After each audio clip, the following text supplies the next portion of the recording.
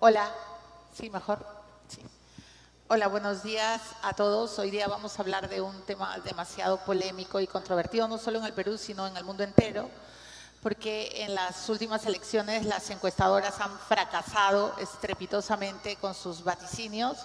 Hay mucha gente, me incluyo, que no cree en el muestreo. La última encuesta de IEP, de una manera bastante grosera, ha considerado al presidente Geri como uno de los candidatos por los que se podría votar en el Perú. O sea, eso ya me parece no solo de mal gusto, sino que me parece un insulto a la inteligencia de todos los votantes de nuestro país.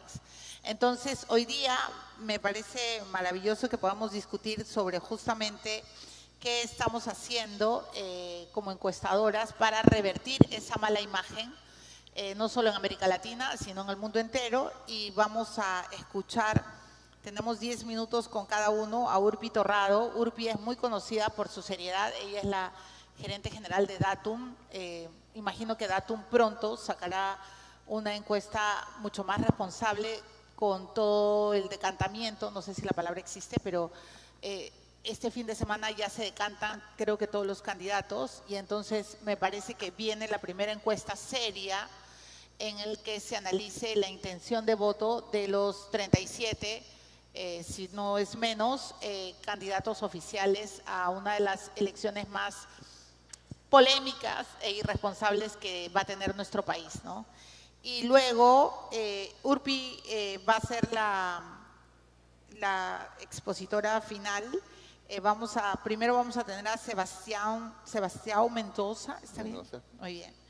Él es socio y fundador y presidente del Centro Viñac. Y bueno, entonces cada uno tiene 10 minutos de exposición. Luego yo les voy a hacer preguntas y por supuesto ustedes también pueden participar, los que están aquí presentes y los que están virtualmente. Muchas gracias por confiar en mí para esta mesa moderadora, y sin más preámbulos, escuchemos a Sebastián. Buen día. Ya. ¿Voy para allá? ¿Cómo es? Sí. Sí, como usted quiera, parado. No, sí, está parado bien. mejor. Perfecto. Para que yo pueda ver acá. Muy bien. ¿Ya? Sí, Ya. claro que sí. Ya, ok, perfecto. Ya. Así está. Mira, el Perú, cuando uno habla de política en el Perú, la gente dice que es un país caótico, imprevisible, que siempre hay sorpresas. ¿No se escucha? No. ¿No? Un poquito creo que tienen que subirle. ¿Ahora escuchan? Ah, bacán. Un país difícil de predecir, que siempre hay sorpresas, que es imposible encontrar algunos patrones. Bueno, lo que nosotros hemos hecho fue explorar si hay patrones o no hay patrones en los procesos electorales peruanos. Para eso hemos utilizado una gran cantidad de datos que ustedes van a ver ahora, ¿ya? Y sí hemos encontrado algunos patrones que son confiables. Esta es la encuesta. Cada puntito en esa gráfica es una encuesta de cada proceso electoral, ¿ya? Y los partidos políticos están agrupados por su tendencia ideológica, ¿ya? En ese caso aquí son años diferentes. Lo que podemos observar es de que la izquierda siempre al comienzo parece no tener nada o casi nada, ¿ya? Pero en los últimos 2 meses hay un proceso de ascenso del voto de la izquierda, ¿ya? Va ascendiendo, y después queda entre 25 y 35% de los votos en todos esos procesos electorales. Ahí hay 4 procesos analizados. Entonces, la votación de la izquierda ahorita no es un referente sobre el potencial de la izquierda en el país, ¿ya? Eso hay que tener ciertos cuidados. La otra cosa es que ustedes van a ver es de que la gente aparentemente no tiene definido su voto. No tiene definido por qué persona votar. Pero el sistema de ideas que tiene en la cabeza acerca de cómo debe ser el candidato de su preferencia, sí lo tiene instalado meses antes. Eso está definido en su cabeza. No es que lo llegue en la cola y recién van a pensar. Esas cosas ya fueron pensadas muchos meses antes. Eso tiene que ver con el sistema de creencias y percepciones que han ido construyendo durante ese proceso. Tomando por base todos esos procesos electorales, eso es lo que hemos podido observar. ¿Ya? Ahora, veamos la derecha. La derecha siempre arranca más alta que la izquierda. Siempre. ¿Ya? Siempre arranca más alta que la izquierda. Pareciera que la superioridad es muy grande. Ahora, observen que por lo general se queda entre 30 y 40%, ¿ya? Con un caso nomás, en donde llegó hasta el 60%. La variabilidad del voto de la derecha en ese país es mucho mayor que la variabilidad del voto de la izquierda, ¿ya? El porcentaje final del voto de la izquierda en el Perú es más predecible que el porcentaje final del voto de la derecha, por increíble que parezca, ¿ya?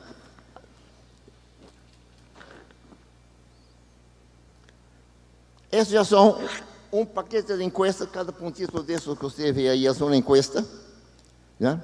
Y aquí ya es la variación y el promedio de esas encuestas hasta llegar al final, ¿ya? Por lo general, la derecha tiene un 7% más que la izquierda en votación. Esa es una tendencia bastante larga, ¿ya? Y puede variar de 20, la izquierda de 25 a 35, varían 10%. La derecha puede variar de 25 a 60, 35%. ¿Ya? Entonces, si hablamos de imprevisibilidad en ese país, en el voto de la derecha es más imprevisible que en el voto de la izquierda. Lo que en la izquierda no sabemos es por quién van a votar. En la derecha se sabe por quién se va a votar mucho antes, pero en la derecha se sabe por quién van a votar, las preferencias. En la izquierda no se sabe el nombre de la persona específica, ¿ya? Aquí es un trabajo que hemos hecho con resultados electorales reales de las elecciones en el Perú desde 1980 hasta 2021. ¿Ya? Esos son resultados ya de mesa, ya que hemos contabilizado. Esas cosas podemos hacer porque usamos un poco de inteligencia artificial para manejar esos números. Mira, Lima siempre ha estado a la derecha del resto del país. Aquí es un índice de derechismo. Más arriba, más de derecha, más abajo, más de izquierda. Hemos creado ese índice para poder mostrar la información de manera gráfica. Lima siempre ha estado más a la derecha, ¿ya? Y el sur siempre ha estado más a la izquierda. La costa norte siempre ha estado cerca a Lima, vota parecido a Lima, ¿ya? Las variaciones acompañan de maneras según los resultados electorales, pero regionalmente el comportamiento es homogéneo, bastante homogéneo. Lo que se nota es que después del 2006 se aumentó la diferenciación, incrementó la polarización entre el voto de Lima y el voto del sur. Lima está más a la derecha y el sur más a la izquierda. Eso desde el 2006. ¿Ya? Y las distancias se mantienen casi las mismas. No encontramos ningún proceso reciente, ¿ya?, de polarización, sino arranca el 2006. ¿Cuál es la excepción aquí? 2095, segunda elección de Alberto Fujimori, después de la derrota del terrorismo y de la superación de la inflación. ¿Ya? Ahí todos votaron muy parecidos regionalmente, ¿ya? Lo interesante es de que esto no es una tendencia de ahora. Observen 1980, 1985, el mismo fenómeno, solo que en menor grado, ¿ya? Esa división regional del voto en el Perú ya tiene 45 años que hemos podido observar, sobre la situación actual. El actual presidente ha logrado estabilizarse y ganar popularidad a un ritmo extraordinariamente alto. Nadie me imagino que podía predecir que él hubiera alcanzado ese nivel de popularidad. ¿Qué cambia esto? Debilita el sentimiento antisistema. El discurso antisistema se debilita en una situación de ese tipo. ¿Ya? Con la presidenta anterior era una forma muy práctica de ganar votos, simplemente siendo contra el sistema, contra la presidencia. ¿Ya? Era muy rentable el discurso. Ahora ese discurso antisistema no es tan rentable. Las corrientes políticas que son antisistema aquí ahora tienen un contexto emocional de las personas que no es tan favorable como era 12 meses atrás. ¿Ya? Otra cosa que lleva mucho la atención, a nosotros por lo menos, es de que el Congreso ha mejorado su popularidad 8 puntos, si no me equivoco.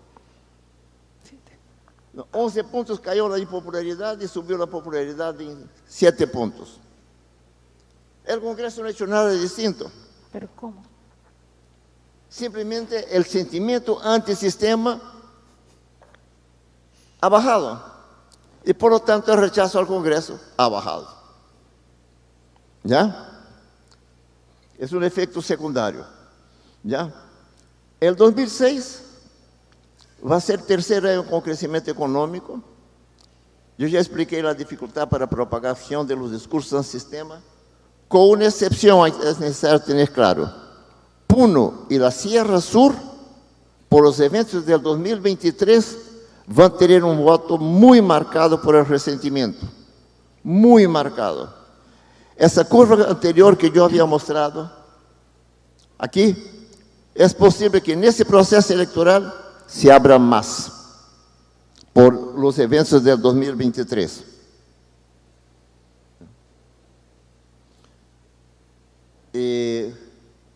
Ya no puedo usar estar a favor o en contra del gobierno como parte de mi estrategia discursiva electoral. Tampoco. ¿Ya? Entonces, esto va a exigir mayor creatividad discursiva de parte de los candidatos. Ese es otro trabajo que es en base a resultados electorales. La izquierda es el mapa del Perú de las elecciones, primera vuelta de elecciones presidenciales 2021. Más intenso, más izquierda. Más claro, menos izquierda. Aquí. ¿Ok?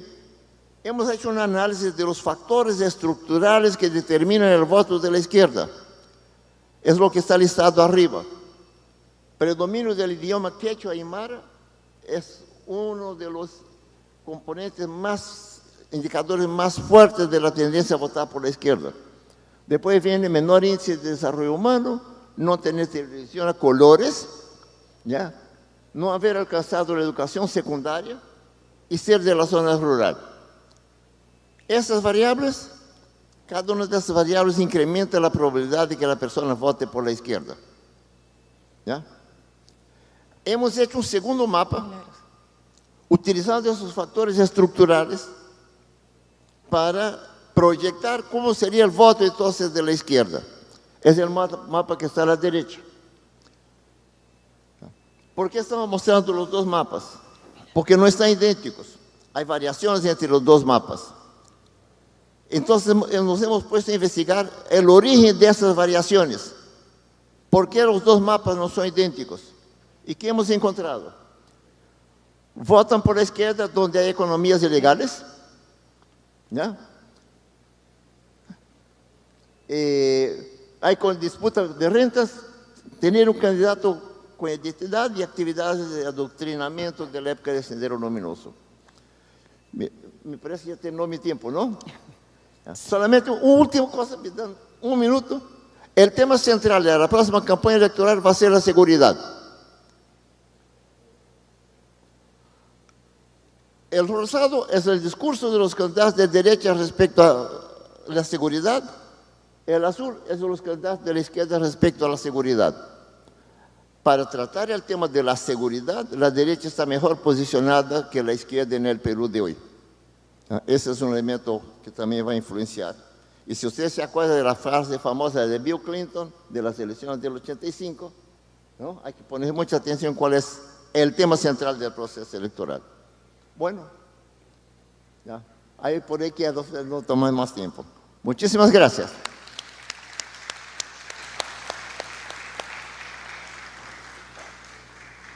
Bueno, Sí, claro, ahora es el turno de Grupito Rado. muchas gracias. Bueno, como voy a comenzar con las palabras de Sebastião, con su presentación de si el Perú es impredecible o no es impredecible, o que el Perú siempre nos da sorpresas. Las encuestas tienen un rol fundamental en el sentido de ir teniendo una lectura de lo que la gente va pensando, sintiendo y cómo piensa actuar o cómo se va a comportar. Sin embargo, no tienen un poder predictivo, es decir, no leemos el futuro, no tenemos una bola de cristal. Pero sí les decía, nos ayuda mucho a entender cómo se van a comportar, por dónde vienen los sentimientos y, claro, también comparar la data actual con procesos electorales anteriores también nos podría dar algunas luces. En ese sentido, nosotros lo que vemos a nivel digamos, de la población y un tema que podría pesar en este proceso electoral es el sentimiento de división. La gran mayoría, estamos hablando de 3/4 partes del país, siente que el país está totalmente dividido, al punto que ni siquiera se comparten valores, principios, ¿no? O sea, no hay una visión país y eso puede pesar al momento de decidir el candidato, ¿no? Entonces, no pensemos ahora en la pregunta de intención de voto, como bien dijo Milagros al comienzo, el voto está tan fragmentado que poner o quitar un candidato te cambia inmediatamente las posiciones. Entonces, hablar de que un candidato sube o baja es peligroso porque en realidad no tenemos quiénes son los 37 candidatos, ¿no? En otros escenarios donde la cosa estaba más definida, probablemente era un ejercicio que se podía hacer. En este momento es un ejercicio complicado, pero bueno, ya este domingo que se acaban las primarias tendremos mejores luces y podremos entender. Pero tengamos este contexto, ¿no? Que al momento de decidir, los peruanos no están pensando en esta visión país. Es más, cuando hemos preguntado ¿cómo votas tú? ¿No? Pensando qué es lo mejor para el país o qué es lo mejor para tu región o para tu comunidad. Y tenemos que la mitad de los peruanos vota pensando en el región o la comunidad, con más peso en la comunidad inclusive, ¿no? O sea, la visión es súper fragmentada y súper localizada en la situación de esa persona, de esa familia, de esa comunidad. Y eso nos lleva al tema de por qué se da eso y el por qué está asociado a esta percepción de un alto nivel de centralismo en el país. Es decir, no le hemos preguntado a la gente si cree que hay centralismo en el Perú. Lo que hemos hecho es una serie de preguntas, las cuales las hemos ponderado y hemos obtenido un índice de centralismo, de percepción de centralismo. Hemos preguntado, por ejemplo, ¿no? si las leyes benefician a todos los peruanos por igual o solamente a Lima o solamente al interior. Hemos preguntado si el origen del candidato es importante, ¿no? En fin, una serie de preguntas que se traducen en esto, ¿no? En los niveles de centralismo percibidos por la gente. Y entonces hoy encontramos que hay una alta percepción de centralismo y la respuesta a esta percepción de centralismo es precisamente la búsqueda de candidatos que no vayan a terminar actuando como de repente autoridades anteriores que beneficiaron solamente a ciertos sectores. Y ¿no? Cuando hablamos cómo debe ser el próximo presidente, por supuesto, hay un porcentaje importante que habla de a todos los peruanos por igual, pero luego, miren qué interesante, ¿no? Hay 2/4 partes que están, uno habla de que debe favorecer a provincias, otros dicen que debe favorecer a Lima. Entonces, aún así vemos esta división en las percepciones de los peruanos. Y en el 2021, y me pareció súper interesante hacer este comparativo, en verdad me he ido hasta el 2005, o las elecciones del 2006, para entender cómo fue el comportamiento de los indecisos. Y a diciembre del 2005 o 2020, para comparar exactamente las encuestas, cómo han evolucionado en periodos similares. Es decir, diciembre del 2020 viene a ser diciembre del 2025. ¿Cómo están los indecisos? Entonces, es importante que tengamos esta suma, ¿no? Nosotros los indecisos, ¿qué son? Son gente que hoy día me dice que va a votar blanco y nulo, o gente que responde que no sabe por quién va a votar. Y esto en diciembre del 2020 era 56%, solamente 44% de los peruanos mencionaba algún candidato. Independientemente de cuál era el candidato que estaba primero o segundo en las encuestas, había 44% de gente definida y 56% que no estaba definida. ¿Cuándo se definió? Porque, bueno, ahora todo el mundo dice, bueno, ¿cuándo vamos a saber? Miren, en el 2020 fue evolucionando, ¿no? A diciembre había 44% de gente que votaba por un candidato, subió a 51% en enero, después de que ya se sabían quiénes eran las candidaturas, después de la inscripción, sube a 67% en febrero. Y si vemos, en febrero 15% era el voto blanco y nulo, se mantiene a marzo y finalmente el resultado SOMPE fue 19%.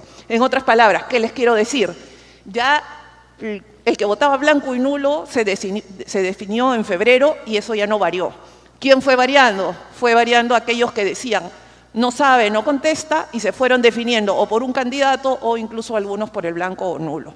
Entonces, ¿cuándo vamos a tener una mejor lectura de las encuestas? Probablemente sea hacia febrero. Así que tomemos, digamos, nada de lo que veamos publicado en los próximos días puede ser definitivo porque hay esta movilidad en el voto. Y si comparamos cómo estamos ahora, como ustedes saben, Datum no ha publicado encuestas de intención de voto, pero sí hemos venido haciendo. ¿Y qué es lo que observamos? En este momento, 49% vota por un candidato. Si lo comparamos con diciembre del 2020, estamos en una situación similar. Y comparo con diciembre del 2020 porque cuando hice el comparativo con el 2015 y 2005, ahí el panorama era otro. Es decir, los indecisos en el 2005 y 2015 estaban alrededor 2005, 10 y 15. Hice la comparación de las 4 elecciones pasadas y ahí era 18, 24 y 23% respectivamente por cada año. Entonces, la elección del 2026 no se va a parecer probablemente ni el 2016 hacia atrás, sino probablemente es una elección más parecida al 2021. Entonces, estamos enfrentando un panorama similar de indecisos. ¿Eso qué quiere decir? Que hoy tenemos más o menos el doble candidatos, ¿no? En el 2021 tuvimos 18 candidatos, hoy potencialmente tenemos 37, falta todavía ver la inscripción y el periodo de tachas, pero probablemente estamos hablando del doble de candidatos, pero eso no ha aumentado la indecisión, no ha aumentado el porcentaje de peruanos que no toma posición. Ahora, hice un análisis que también me pareció interesante y es entender quiénes son estos indecisos, dónde están. Y para entender dónde están, hay que ver previamente este cuadro, que es la posición ideológica. Vemos que la posición ideológica hay un 29% que dice que no tiene ninguna posición, hay un porcentaje de gente que se define como de derecha y que es más o menos estable, en todas las mediciones se mantienen porcentajes más o menos similares y lo he comparado con el 2021, es más o menos similar.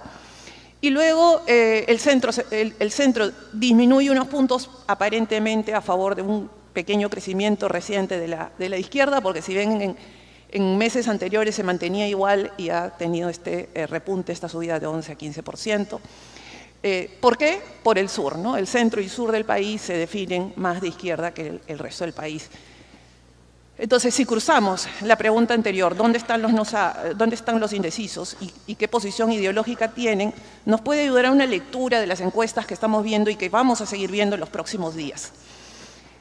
De los indecisos, tenemos 37% se definen como de derecha, 49% se definen como de centro y 55% se definen como de izquierda. ¿Esto qué quiere decir? Esto que nos está diciendo que las personas que se definen de derecha, en mayor medida, tienen ya definido un candidato. Mientras que los que se definen de izquierda, hoy todavía no se están inclinando por ningún candidato, ¿no? Entonces, por ese motivo es que no estamos viendo todavía con alguna fuerza importante o entre las primeras posiciones a un candidato de izquierda. Y la mayor cantidad de indecisos está en aquellos que dicen que no tienen ninguna posición política. Porque claro, al no tener ninguna posición política, es mucho más difícil identificarse con un candidato. Así que eso es lo que quería compartirles y creo que sobre eso tenemos bastante para conversar. Muchas gracias.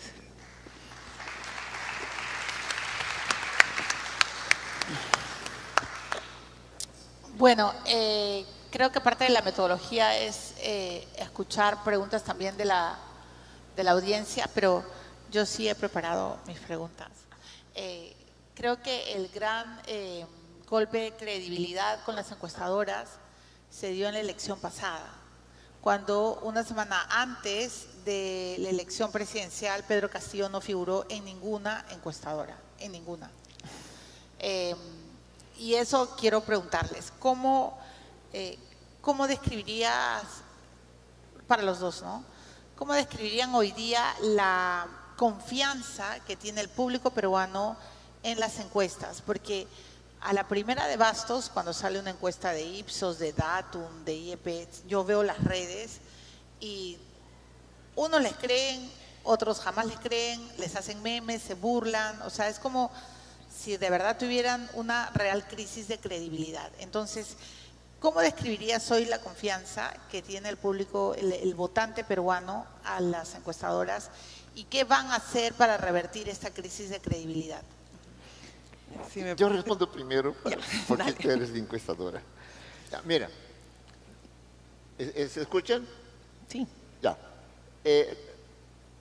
Depende de lo que yo espero de la encuesta.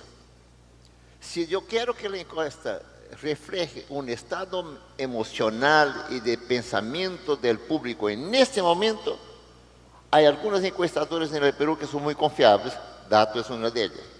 Me sirve muchísimo para saber cómo la gente está pensando en este momento.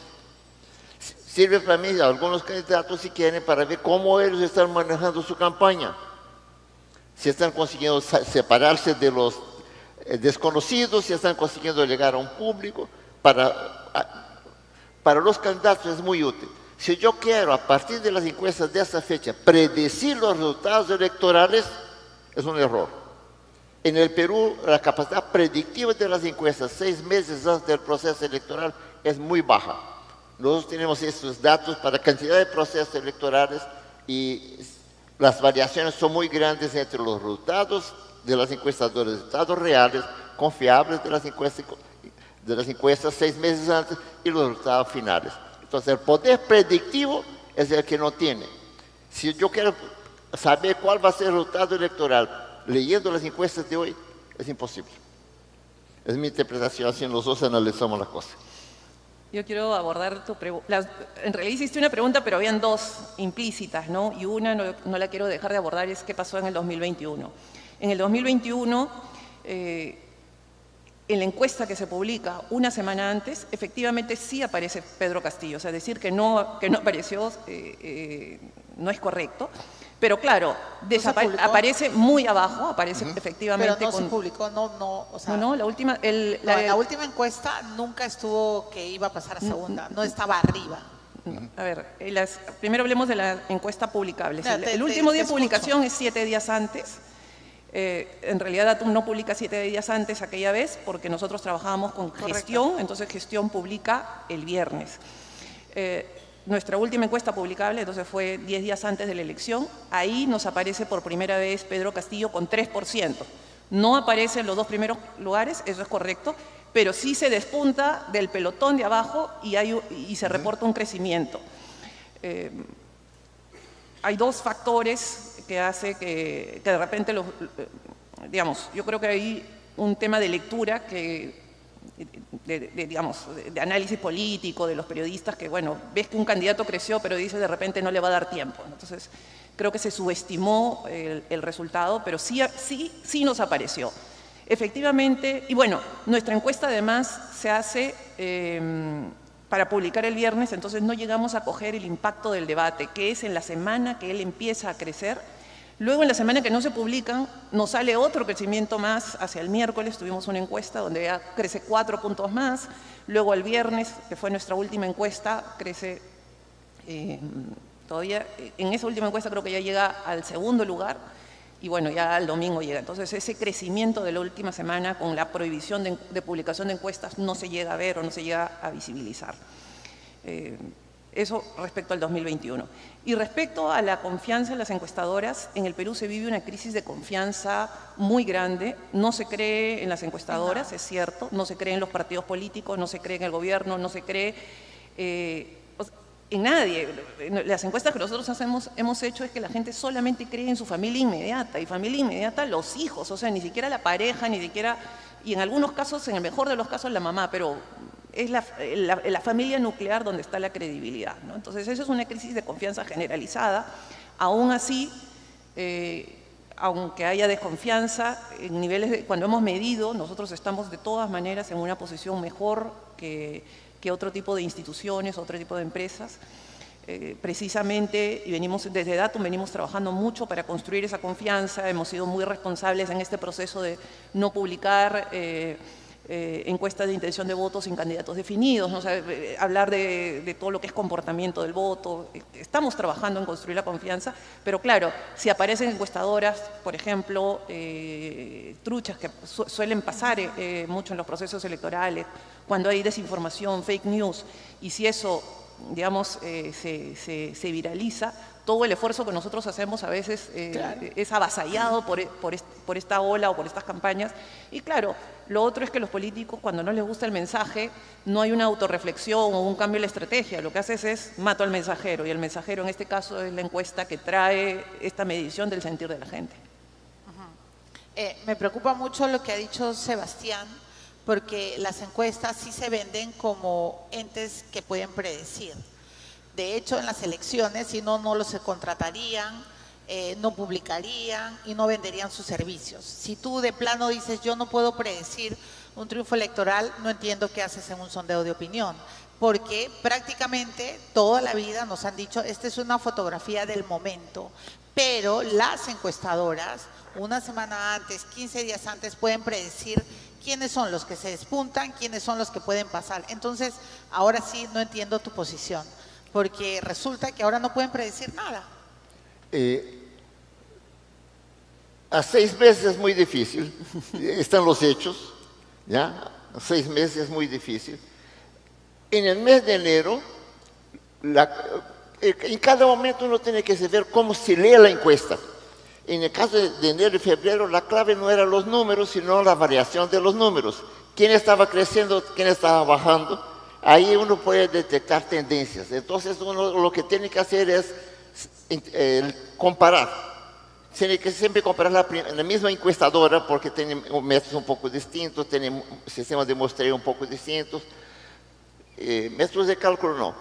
Pero esa comparación de cómo está variando es la clave para poder sacar algunas conclusiones de tendencias. Okay. ¿Ya? Pero así aún en el Perú, los 2 últimos meses son muy acelerados los procesos y se vuelve sumamente difícil hacer predicciones. Ok.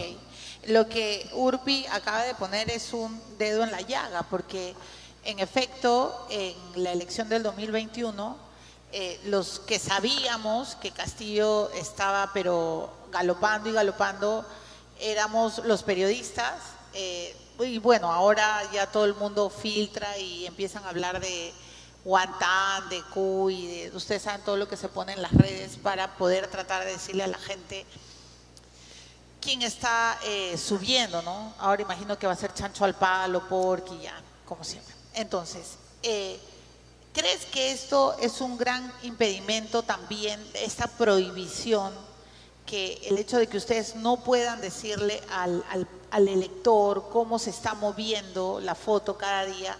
¿Crees que esto también mella en la credibilidad?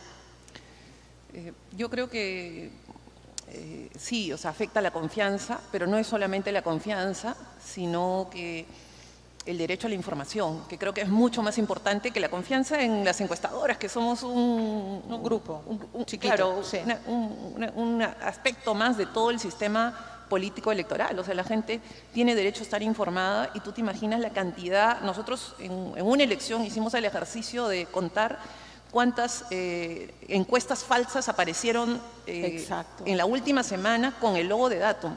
Y encontramos si no me equivoco, fue en el 2016, 48 encuestas falsas en la última semana.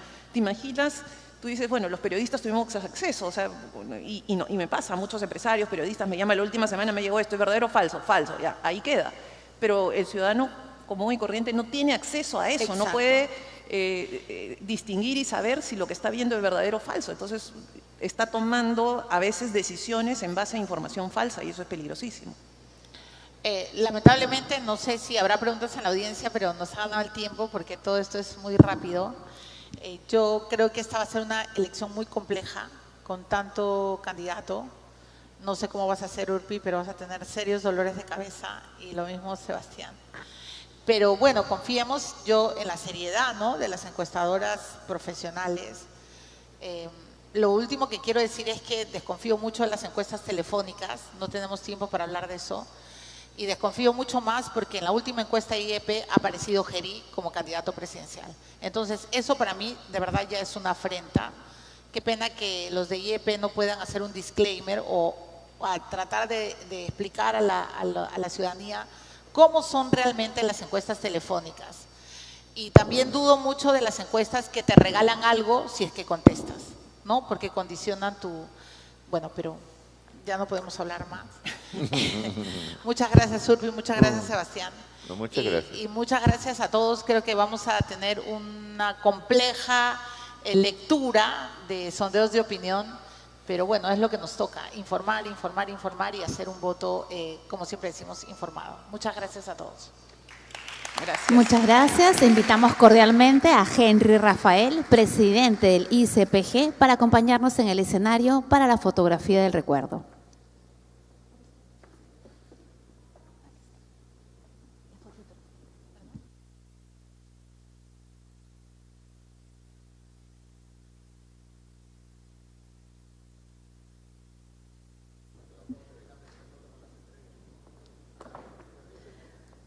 Concluido el panel Ciencia y Metodología, damos paso a un momento especial y trascendente.